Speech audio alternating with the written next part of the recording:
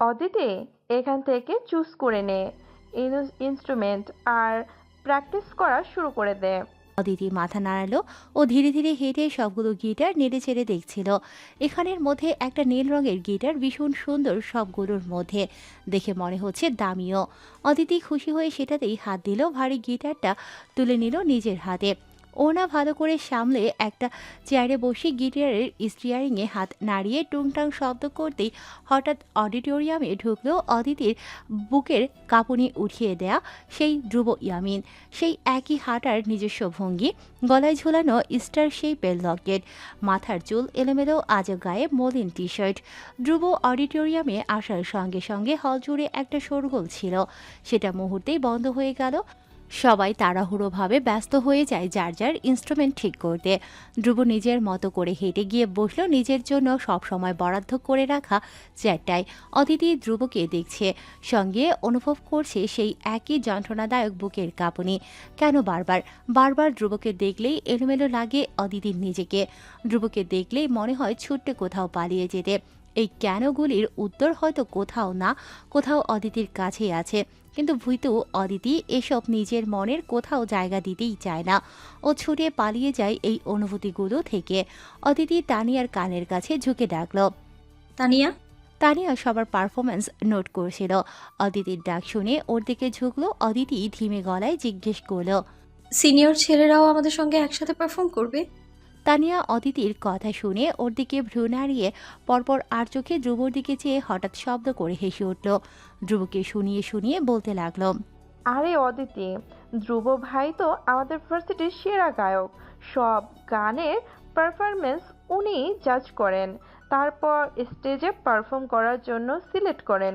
তুই এটাই জানিস না? তানিয়ার এভাবে জোরে জোরে বলা কথায় রীতিমতো ভড়কে গেল। চোখ বড় বড় করে ধ্রুবর দিকে তাকালো। ধ্রুব তীক্ষ্ণ চোখে তাকিয়ে রয়েছে ওর দিকে। অদিতিকে কি ভাবছে সে? ও চেয়ে তার খোঁজ নিচ্ছে, কিন্তু অদিতি তো ধ্রুবর কথা জিজ্ঞেস করেনি। ধ্রুব চেয়ে আছে এখনো। ওর চোখে মুখে কিছুটা অবাক ভাব, হয়তো আশা করেনি অদিতি ওর সম্বন্ধে জানতে চাইছে। অদিতি অপ্রস্তুতভাবে চোখ ফিরিয়ে নিল দ্রুত। তার দিকে আর একবারও চোখ দেয়া যাবে না। কিভাবে যেন তাকায়, যেন চোখের ইশারায় অদিতিকে কিছু একটা বলে।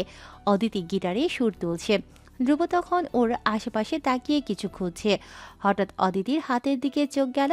ওর হাতে ধ্রুবর সেই গিটার। ধ্রুব গিটারটা দেখে আবার অদিতির গোলগাল মুখের দিকে তাকালো। গম্ভীর স্বরে সবার মধ্যেই ডাকলো, অদিতি। অদিতি চমকে তাকালো। ধ্রুবর আচমকা ডাকে সবাই ওর দিকে তাকালো। অদিতি জবাব দিল। জি। ধ্রুব বরাবরের মতোই শান্ত স্বরে অদিতির হাতের গিটার ইশারা করে বলল। That's my guitar. অদিতি নিজের হাতের গিটারের দিকে তাকালো, তারপর লজ্জায় পড়ে ধ্রুবর দিকে তাকালো। ধ্রুব তখনও অদিতির দিকে ভ্রু নাড়িয়ে দেখে যাচ্ছে। অদিতি গিটার হাতে উঠে দাঁড়িয়ে ধ্রুবর দিকে গিটারটা বাড়িয়ে দিল। ধ্রুব হাত বাড়িয়ে অদিতির হাত থেকে নিল সেটা। তখন ঘটে গেল অনাকাঙ্ক্ষিত ঘটনা। গিটার নেয়ার সময় ধ্রুবর হাতটা আচমকা ছুঁয়ে গেল অদিতির আঙুলগুলো। হঠাৎ পুরুষালী এমন রুক্ষ হাতের স্পর্শে অদিতি চমকে উঠে গিটারটাই হাত থেকে ফেলে দিল। সম্পূর্ণ অডিটোরিয়ামে ঝমঝমিয়ে আওয়াজ হলো। ধ্রুব হতবম্ব চোখে একবার মেঝেতে পড়ে থাকা গিটার দেখে, আরেকবার অদিতিকে মাথা তুলে দেখছে। ওর এত শখের যত্নে রাখা গিটার। অদিতি এমন একটা ঘটনায় ভীষণভাবে অপরাধবোধে ভুগল। দ্রুত গিটার মেঝে থেকে তুলে ধ্রুবর পাশে চেয়ারে রেখে দিল। আইঢাই করে উঠে বলল, আমি ভীষণ সরি, আমি বুঝতে পারিনি কিভাবে এটা। গিটার ভালো আছে বোধহয়, এখনো নষ্ট হয়নি সম্ভবত। অদিতি চোখ মুখ কুঁচকে ধ্রুবকে বারবার সরি বলছে। ধ্রুব স্থির চোখে অদিতির মুখের দিকে চেয়ে রইল। একটা সময় নিজের চোখ সরিয়ে গিটার হাতে নিতে নিতে বলল, রিল্যাক্স, আমি চেক করছি, ওয়েট। অদিতি চুপচাপ গিয়ে বসল নিজের চেয়ারে। ধ্রুব গিটারের স্ট্রিংয়ে আঙুল নাড়িয়ে সুর তোলার চেষ্টা করছে, অথচ সুরগুলো ছন্দপতন হচ্ছিল বারবার। অদিতি তীব্র অপরাধবোধ নিয়ে ধ্রুবকে দেখছে। ধ্রুব বিরক্তি হয়ে গিটারটা রেখে দিল। পাশ থেকে একটা ছেলে বলল, ভাই গিটারটা ঠিক করাতে হবে বোধহয়। ধ্রুব হাত দেখিয়ে আটকে দিয়ে বলল, আমি করে নেব এটা, তোরা প্র্যাকটিস শুরু কর, আমার যেতে হবে। ধ্রুব ইয়ামিন পড়াশোনায় ফাঁকিবাজ হলেও গানের ব্যাপারে ও একটু অন্যরকম। ওর শখ এটা, যা ওর একাকিত্ব দূর করতে ব্যবহার করে এসেছে ছোট থেকে। ছোট থেকে বাসায় দরজা বন্ধ করে গান গাইতো ও। তবে যখন থেকে ধ্রুবর অ্যাসাইটিক অ্যাটাক হওয়া শুরু হলো, ডক্টরের কথা মতো ধ্রুবকে তখন ভার্সিটির গানের প্রোগ্রামগুলোতে নাম জড়িয়ে দিলেন সৌরভ। বখাটের ধ্রুব ইয়ামিন এই একটা ব্যাপারে ভীষণ যত্নবান। ও নিজে থেকে ভার্সিটির প্রোগ্রামে গান গায়, তবে আজ অব্দি কোনো পুরস্কার নেননি গানের জন্য। ও এমনই গান গাওয়া শেষ হলেই ওকে আর খুঁজে পাওয়া যায় না। ও ছুটে বেড়ায় নানা দিকে। পরবর্তীতে প্রফেসররা বিরক্ত হয়ে ধ্রুবকে প্রাইজ দেওয়াই বন্ধ করে দিয়েছেন। সেসব কথা যাক, আপাতত সবাই প্র্যাকটিস শুরু করেছে। অদিতি অন্য আরেকটা গিটার হাতে তুলল। ধ্রুব আরেকজনের গিটার নিল নিজের হাতে। ও আলগোছে সেটা হাতে নিয়ে স্ট্রিংয়ে হাত নাড়াতে নাড়াতে আরও একবার অদিতির দিকে তাকালো। ভাবে ও, সামান্য হাত ছুঁতেই এই মেয়ের এত করুণ অবস্থা দেখে হঠাৎ করেই গম্ভীর ধ্রুবর কেন যেন হাসি পেয়ে গেল। এতটা নাজুক মেয়ে তো আর ঢাকা শহরে সবসময় দেখা হয় না ওর। বলতে চাইলে এই প্রথম। অদিতি তখন আনমনে গুনগুন করছে। হঠাৎ করে ধ্রুবর মনে প্রশ্ন জাগলো, এই মেয়েটার গানের গলা কেমন? ও গান গাইলে ওর মুখের এক্সপ্রেশন কেমন হয়ে যায়? সুর তোলার সময় কি চোখ বন্ধ করে সুর তোলে? গান গাইতে গেলে ওর মনে কি বাকি সবার মতো কেউ ভেসে ওঠে? এসব জানতে ইচ্ছে হওয়া অবশ্যই ভোকাস একদম বেহুদা। তবুও ধ্রুব নিজের এই মনের বেহুদা চিন্তা থেকে নিজেকে দমাতে পারল না। আনমনা হয়ে রইল পুরোটা ক্ষণ। দেখতে দেখতে অদিতির পালা এলো গান গাওয়ার। অদিতি আর চোখে একবার ধ্রুবর দিকে তাকালো। ও ধ্রুবর সামনে গান গাইবে। মনে মনে অদ্ভুত একটা অস্বস্তি হচ্ছে ওর। তবুও অদিতি উঠে দাঁড়ালো, গিটারে গানের সুর তোলার চেষ্টা করলো। তারপর চোখ বুজে গলা ছাড়লো। তখন তোমার 21 বছর বোধ হয়। আমি তখন অষ্টাদশীর ছোঁয়ায়। ধ্রুব পিপাসুর দৃষ্টিতে স্থির চেয়ে রইল অদিতির দিকে, ওর বুজে থাকা চোখ দুটোর দিকে, ওর চিকন ঠোঁটের দিকে। গ্রামের এই সাধারণ মেয়ের এই ছোট্ট ছোট্ট অসাধারণ বৈশিষ্ট্যগুলো বখাটে ধ্রুব ইয়ামিনকে ক্রমশই জড়িয়ে নিচ্ছে নিজের নেশায়। অদিতি আবার গান ধরল। লজ্জা জড়ানো ছন্দে কেঁপেছি, ধরা পড়েছিল ভয়। তখন তোমার 21 বছর বোধ হয়। আমি তখন অষ্টাদশীর ছোঁয়ায়। গোপনের প্রেম গোপনে গিয়েছে ঝরে। আমরা দুজনে কখন গিয়েছি সরে। ফুলঝুরি থেকে ফুল ঝরে গেল, মালা কিসে গাঁথা হয়। তখন তোমার 21 বছর বোধ হয়।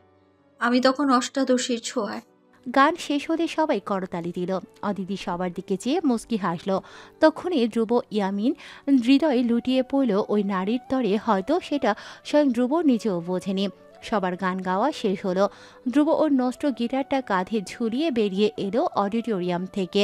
ধ্রুব বাইকের চাবি হাতে ঝুলিয়ে বাইকের দিকে এগোচ্ছে। পেছনে ওর সাঙ্গপাঙ্গ। ধ্রুবর গিটার দেখে ইমন বলল, তোর গিটার নাকি আভাবি ভেঙে ফেলেছে? ধ্রুব বিরক্ত হয়ে তাকালো ইমনের দিকে, বলল। ডোন্ট কল হার ভাবি। ইমন হেসে ফেলল, বলল, যে গিটার তুই আমাদের ছুঁতে দিসনি কোনোদিন, গিটারের উপর ছোটবেলায় লিখে রাখতি যে ডন্ট টাচ, এখন একটা বাইরের মেয়ে দ্য ফেমাস ধ্রুব ইয়ামিনের গিটার নষ্ট করে ফেললো, আর তুই কিছুই বললি না? তুই আমাদের সেটা বিশ্বাস করতে বলছিস, তাই তো? পাশ থেকে সুমন টিপ্পনি কেটে বলল, ভাই, আপনি প্রেম পড়ার 2 নম্বর স্টেজে আছেন, এটা কিন্তু ফাইনাল।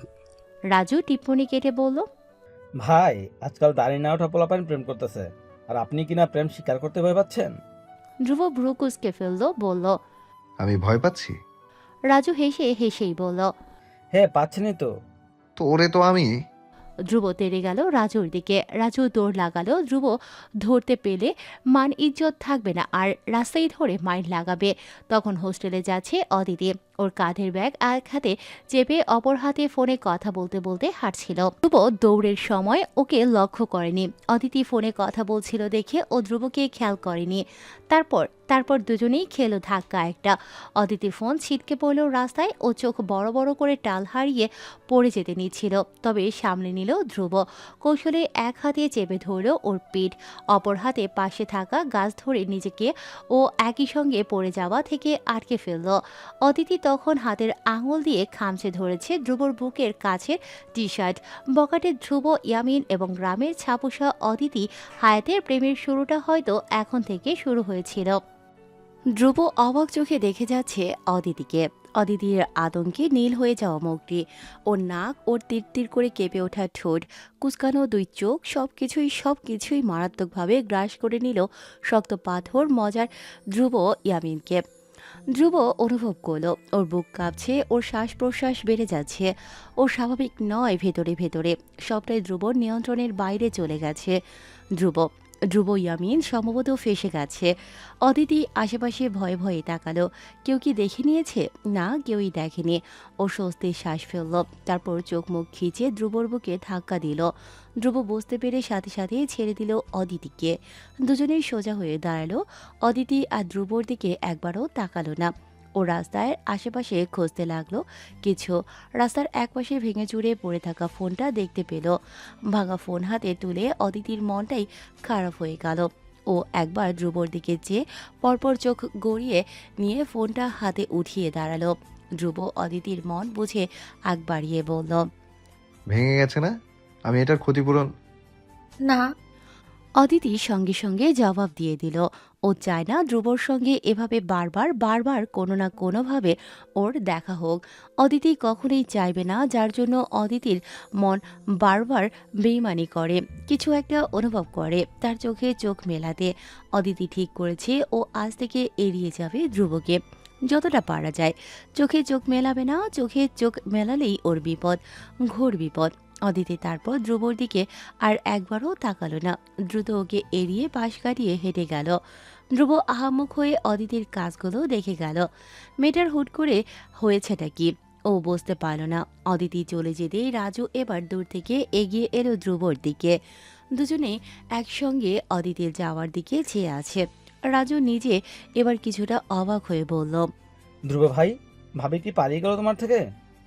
ধ্রুব ব্রু কুঁচকাল। সেভাবেই অদিতি যাওয়ার দিকে যেয়ে দেখতে দেখতে প্রশ্ন করে বলল। এটা পালানো ছিল? রাজু সায় দিয়ে বলল, পালানোই তো। আমার সিক্স সেন্স বলছে ভাবি আজকের পর তোমার মুখোমুখি আর হবে না। ধ্রুব নিজের মধ্যে হয়তো নেই, ও বোকার মতো প্রশ্ন করে বসে। কেন? ও আমার মুখোমুখি কেন হবে না? রাজু একের পর এক ধ্রুবর অবিশ্বাস্য প্রশ্ন শুনে নিজেই হতভম্ব হয়ে গেল। ও এবার ধ্রুবর হাত ঝাঁকিয়ে বলল। ভাই, আপনি ঠিক আছেন? ধ্রুব সম্বিত ফিরে পেল এবার। ও এসব কি সস্তা কথা বলছে? ধ্রুব ইয়ামিনের বৈশিষ্ট্যের সঙ্গে এসব যায় না। তাই ধ্রুব চোখ সরিয়ে রাজুর দিকে চেয়ে আবার মুখটা গম্ভীর করার চেষ্টা করে। গলা খাকারি দিয়ে পুনরায় নিজের ফর্মে ফেরার চেষ্টা করল। সকাল থেকে খালি পেটে বেরিয়েছিল অদিতি। দুপুরের দিকে এবার ক্ষুধায় পেটে চোচো করতে শুরু করে দিয়েছে। তাই ক্লাসের ফাঁকে একবার ব্রেক পেয়ে ক্যান্টিনে এসে বসেছে। সিঙ্গারা আর চা অর্ডার দিয়েছে। হঠাৎ অদিতির সামনে এসে বসে পড়ল ধ্রুবদের ক্লাসের এক ছেলে।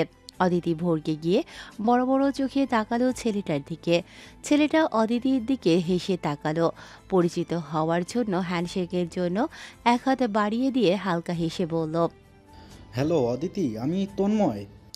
অদিতি তন্ময়ের বাড়িয়ে দেয়া হাতের দিকে তাকালো। হ্যান্ডশেক করাও কি এই ঢাকা শহরে ভীষণ স্বাভাবিক? অদিতি অস্বস্তিতে পড়ে গেল। ও হাত না বাড়িয়ে নিচু গলায় সরাসরি বলল, কিছু বলবেন ভাইয়া? ভাইয়া ডাক। তার মধ্যে আবার হ্যান্ডশেক না করায় তন্ময় লজ্জা পেয়ে হাত নামিয়ে নিল। গলা খাকারি দিয়ে বলল, হ্যাঁ, আসলে আমি তোমার গান শুনেছিলাম, অসম্ভব সুন্দর গান গাও তুমি। অদিতি ধিমি স্বরে বলল। Thank you. হঠাৎ ওদের কথার মধ্যে ধ্রুব ওর সাঙ্গপাঙ্গকে নিয়ে ক্যান্টিনে ঢুকলো। অনেকে সালাম দিল সিনিয়র হিসেবে ধ্রুবকে দেখিয়ে। ধ্রুবর চোখ সহসাই গেল ক্যান্টিনের একপাশে বসে থাকা তন্ময়ে অদিতির দিকে। ধ্রুবর ব্রু কুঁচকে গেল সঙ্গে সঙ্গেই। ওর কানের কাছে সুমন এসে বিড়বিড় করলো। ধ্রুব বিরক্ত হয়ে সুমনের দিকে তাকালো। চোখ দিয়ে শাসাতেই সুমন ঠোঁটে আঙুল চেপে চুপ হয়ে গেল। ধ্রুব নিজের মতো করে গিয়ে একটা চেয়ারে বসলো। ওর পাশে বসলো 3 ইডিয়টসের দল। হঠাৎ অদিতির চোখ গেল ওর সামনে।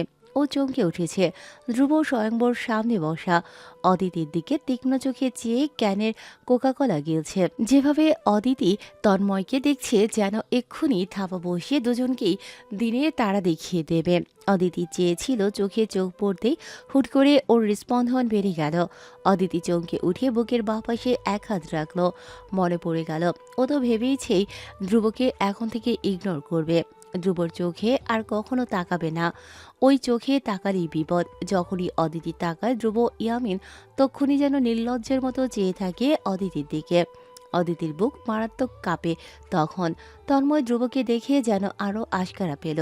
ও বারবার অদিতিকে এরা ওটা জিজ্ঞেস করছে, অথচ অদিতি পুরোদমে ইগনোর করতে চাইছে তন্ময়কে। সিঙ্গারা এলেই ও এখান থেকে পালিয়ে যাবে, এমনিতেই ওর বুক কাঁপে, তার মধ্যে আবার ধ্রুব এক অদ্ভুতভাবে তাকিয়ে আছে ওদের দুজনের দিকে। অদিতির ভয় আতঙ্ক এবার যেন মাত্রা ছাড়াবে। তন্ময় অদিতির থেকে কোনো সাড়া না পেয়ে বাঁকা চোখে ধ্রুবর দিকে তাকালো। ধ্রুব চোখের ইশারায় তন্ময়কে যেন ভস্ম করে দিতে চাইল। তন্ময় ওর এমন চাহনি দেখে হাসলো, পরপর আবার অদিতির দিকে চেয়ে ধ্রুবকে শুনিয়ে শুনিয়ে বলল, can I get your number? I guess আমাদের প্রয়োজন পড়বে এটার। অদিতি চমকে তাকালো তন্ময়ের দিকে, সরাসরি নম্বর চেয়ে বসেছে। অদিতির সিঙ্গারা ততক্ষণে চলে এসেছে। ও সিঙ্গারের প্যাকেট এক হাতে চেপে অপর হাতে ব্যাগ তুলে নিল কাঁধে, তারপর উঠে দাঁড়িয়ে তন্ময়ের দিকে চেয়ে তাড়াহুড়ো করে বলে উঠল, আমি আসি। বলে দ্রুত এক দৌড়ে ক্যান্টিন থেকে বেরিয়ে গেল ও। তন্ময় আহামক হয়ে অদিতির যাওয়ার দিকে চেয়ে রইল। ধ্রুব তীক্ষ্ণ চোখে অদিতির যাওয়ার দিকে চেয়ে আছে। ওর হাতের ক্যানের অবস্থা ততক্ষণে মারাত্মক খারাপ।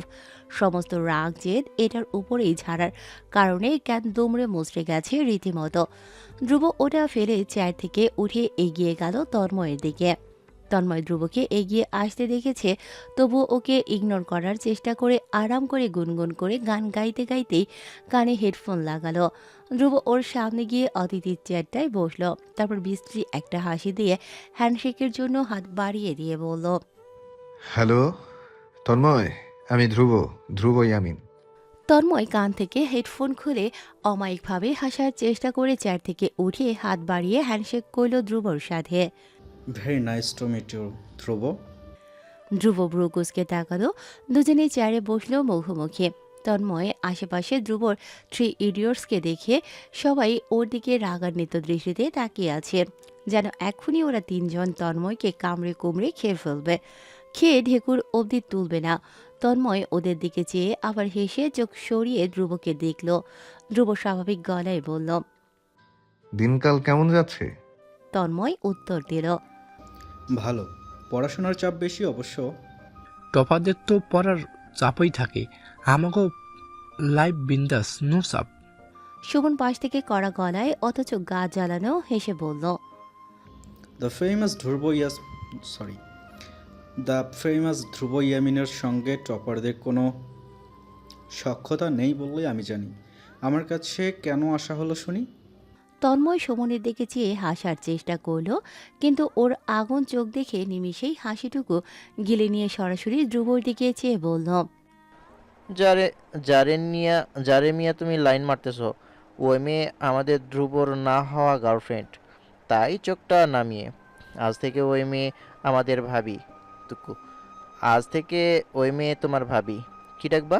ভাবি। ধ্রুবর বলা লাগলো না কিছুই। পাশ থেকে ইমন টেবিলে হাত রেখে তন্ময়ের দিকে ঝুঁকলো। তন্ময় মাথাটা একটু পিছিয়ে নিল, তখন ইমন কড়া গলায় জানিয়ে দিল। ইমন টেনে টেনে স্পষ্ট গলায় ভাবি শব্দটা কানে গেঁথে দিল তন্ময়ের। তন্ময় হাসলো ওর কথায়, যেন ইমনের কণ্ঠে কৌতুক ছিল। ও হেসে হেসেই বলল, ভাবি গার্লফ্রেন্ড? আর Aditi, don't be like a joker. Dhruv এবার নিজে কথা বলল, অদিতি তোকে পাত্তা দিয়েছে, তার মানে ও কমিটেড। এটুকু বোঝার জন্য আমার মনে হয় কষ্ট করা লাগে না কোনো ছেলের। তন্ময় নিজের কথায় অটুট ও বলল, নো, আমি বিশ্বাস করলাম না। অদিতি ধ্রুবকে ভয় পায়, আমি তো সেটাই জানি। রাজু এবার রেগে গেল। ধ্রুবর সঙ্গে এমনভাবে হেয়ালিভাবে কথা বলা ওর মোটেও পছন্দ হলো না। ও দু কদম তেড়ে গিয়ে বলল, ওই পোলা, ভাইয়ের লোকে মজা লস, চিনো সমুদ্রের বাইরে? তন্ময় রাজুর থেকে চোখ সরিয়ে ধ্রুবর দিকে তাকালো, খোঁচা দিয়ে বলল, চিনবো না কেন? একটা বকাটে ইউজলেস ছেলে তোমাদের ধ্রুব ভাই। ধ্রুবর পরিচয় জানতে আমাকে বেশি দূর যাওয়া লাগবে না। এই ক্যান্টিনে যারা আছে এদের যে কোনো একজনকে জিজ্ঞেস করলেই হরহর করে বলে দেবে সব, তোমাদের ভাই কেমন আর কে। এতক্ষণ তন্ময়ের বকবকানি ধ্রুব শোনে। এতক্ষণ মুখ বুজে রাগ নিয়ন্ত্রণে আনলেও এবার যেন মাত্রা ছাড়ায়। একটা অকাতের বাইরের ছেলে ধ্রুবর পরিচয় জানাচ্ছে। রাজু আর কিছু বলবে তার আগে ধ্রুব রেগে উঠে হিসিয়ে বলল, সব বাদ, মুদ্রা কথায় আয়। নেক্সট টাইম অদিতির পিছু নিতে দেখলে তোর বাপ মা আর ছেলের মুখ দেখবে না তন্ময়। এখানেই কোথাও তাদের টপার ছেলেকে ঘিরে রেখে দেবো। তন্ময় হাসি টিটকিরি হেসে বলল। উফস, ভয় পাইলাম। ধ্রুব ভ্রু কুঁচকে ফেলে। তন্ময় হাসে, ধ্রুবর দিকে ঝুঁকে এসে ধ্রুবর চোখে চোখ রাখে। ভীষণ শান্ত গলায় বুদ্ধিদীপ্ত চোখ দিয়ে ধ্রুবকে আগাগোড়া পরখ করে বলল। অদিতি তোমার গার্লফ্রেন্ড নয়, আমি জানি। আমাকে বড় গলায় হুমকি না দিয়ে ওকে নিজের প্রেমে ফেলে দেখাও। অদিতি, তোমাকে ভালোবাসলে আমি নিজে তোমার কাছে স্যালেন্ডার করব স্বেচ্ছায়। ধ্রুব ভ্রু কুঁচকে যায়। মুখোমুখি দুটো মুখ। ধ্রুব বিরক্ত হয়ে বলল। অদিতি আমার জন্য কোনো গেম না, ওকে আমি ধ্রুব থেমে গেল হঠাৎ। ধ্রুবর দোনামোনা দেখে তন্ময় হাসে। ওসব কথা পাত্তা না দিয়ে নিজের মতো করে বলল। জিতে দেখাও ওকে। বেট লাগালাম, যে হারবে সে ভার্সিটির সবার সামনে উইনারের পা ধরবে। হটসে। ধ্রুব তাকায়। হঠাৎ করে ওর তীক্ষ্ণ চোখগুলোতে যেন উজ্জ্বলতা খেলে গেল। ও এক পর্যায়ে হেসে ওঠে। তন্ময়ের দিকে চেয়ে বিশ্বাসী গলায় হাত বাড়িয়ে দিয়ে বলল। পাক্কা। পাক্কা। তন্ময় হেসে হাত বাড়িয়ে হ্যান্ডশেক করে বলল। ধ্রুবর পুরো দল ওদের দুজনের দিকে ড্যাব ড্যাব চোখে চেয়েছিল পুরোটা ক্ষণ। ধ্রুব নিজের স্বভাবের বাইরে গিয়ে একটা অকাতের বাইরের ছেলের সঙ্গে বেট লাগিয়েছে। ওদের যেন এই বিষয়টা বিশ্বাস করতেই কষ্ট হচ্ছে। ধ্রুব আপাতত ওদের আড্ডাখানায় এসে দাঁড়িয়েছে। বাকিরা তখনও ধ্রুবকে দেখে যাচ্ছে অদ্ভুত দৃষ্টিতে। ধ্রুব ইতিমধ্যেই অদিতির পুরো ডিটেলস জোগাড় করে ফেলেছে। ও একজনের কাছে ফোন করে অদিতির সম্পর্কে সবকিছু জেনে মাত্রই ফোন রাখলো। এবার কথা বলার সুযোগ পেয়ে ইমন কথা তুলল, অবিশ্বাস নিয়ে বলল। তুই বেট লাগালি ধ্রুব? আমার বিশ্বাস হচ্ছে না।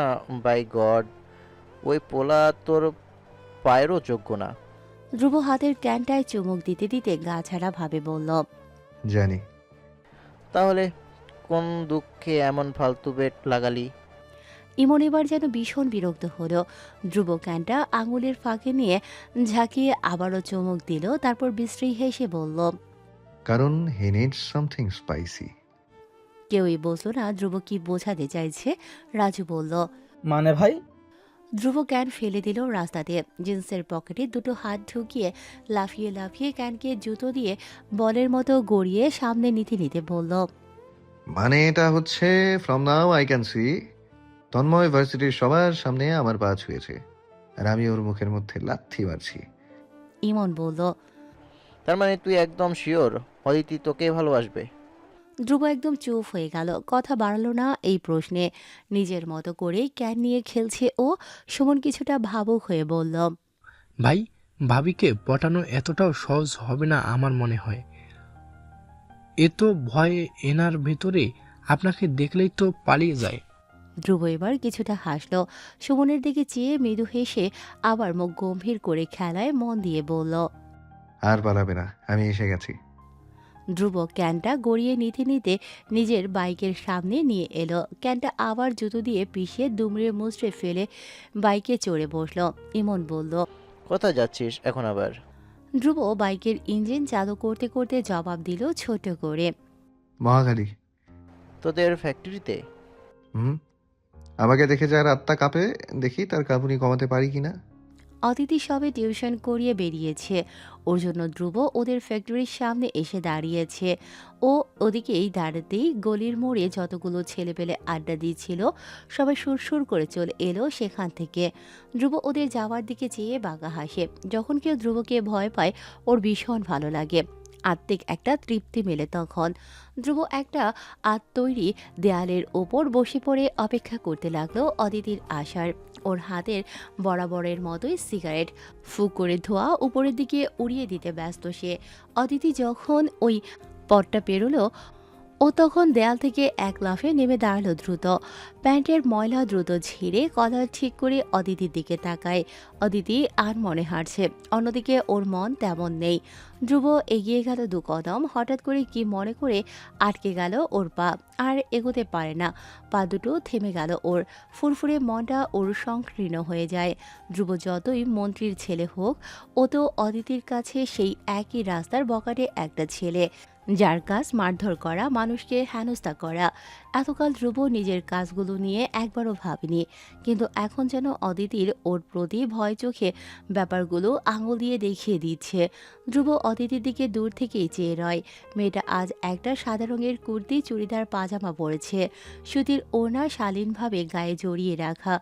কাউকে মুগ্ধ করার তাড়া যেন তার নেই, অথচ ধ্রুব এই মলিন বিমুগ্ধ মেয়েটাকেই দূর থেকে মনটা ভরে দেখে যাচ্ছে। সাদা গায়ে অদিতির সৌন্দর্য যেন রীতিমতো চোখে লাগছে ধ্রুবর। ও স্থিরভাবে রোবটের মতো চেয়ে রয় ওর দিকে। অদিতি হেঁটে একটা ফোনের দোকানে ঢুকেছে। ধ্রুব কি মনে করে হঠাৎ নিজের বরাবরের মতো নিজের সংকীর্ণ মনের সঙ্গে বেমানি করে ওকে চমকে দিয়ে বড় বড় পা ফেলে নিজেও ফোনের দোকানে ঢুকে পড়ে। অদিতি তখন তার হাতের বাটন ফোন দোকানের দিকে বাড়িয়ে রেখেছে। দোকানি ধ্রুবকে দেখে অদিতিকে এড়িয়ে দ্রুত উঠে দাঁড়িয়ে সালাম ঠুকল। সালাম ধ্রুব ভাই। ধ্রুব মাথা নাড়িয়ে বসতে বলল। অদিতি ধ্রুবর নাম শুনে মুহূর্তে কেমন গুটিয়ে গেল। ওর হাত স্পষ্ট কাঁপছে ও কাঁধের ব্যাগটা খামচে ধরে স্থির হয়ে গেল। ধ্রুব ততক্ষণে ওর পাশে এসে হেলান দিয়ে দাঁড়িয়েছে। অদিতি স্পষ্ট ঘ্রাণ শুকছে ধ্রুবর গা থেকে ভাসছে মাদকের মতো পারফিউমের সুঘ্রাণ। এই পারফিউমের ঘ্রাণ ধ্রুব যখন দোকানে ঢুকেছে তখনই পুরো দোকানময় ছড়িয়ে গিয়েছিল। ধ্রুব অদিতিকে দেখল। ওকে কাঁপতে দেখে ধ্রুব হেসে উঠল নিঃশব্দে। দোকানে বড় বড় চোখে ধ্রুবর হাসি দেখে স্তব্ধ হয়ে অদিতির দিকে তাকালো। অদিতি তখন ওর বাটন ফোন থেকে সিম খুলছে। দোকানে ওদের দুজনকে দেখে যা বোঝার বুঝে গেল। উনি ধ্রুবর দিকে চেয়ে ভ্রু বাঁকিয়ে অদিতিকে ইশারা করে কিছু বোঝালো। ধ্রুব সম্মতির স্বরূপ হাসল। দোকানি এবার ঠোঁট ভরে হেসে সঙ্গে সঙ্গে পাশে থাকা সহকারীকে তারা দেখালো। ওই সবুজ, ম্যাডামরে চেয়ার আইনা দে। ধ্রুব ভাই, আপনি আমার এই সোফায় এসে বসেন। কি খাবেন বলেন? কোকা নাই? আপনি তো খান দেখি সব সময়। ধ্রুব আরও কিছুক্ষণ থাকবে নাকি এখানে? অদিতি আর চোখে ধ্রুবর দিকে ওকে তাকালো। ধ্রুব ততক্ষণে সোফায় পা ছড়িয়ে বসেছে।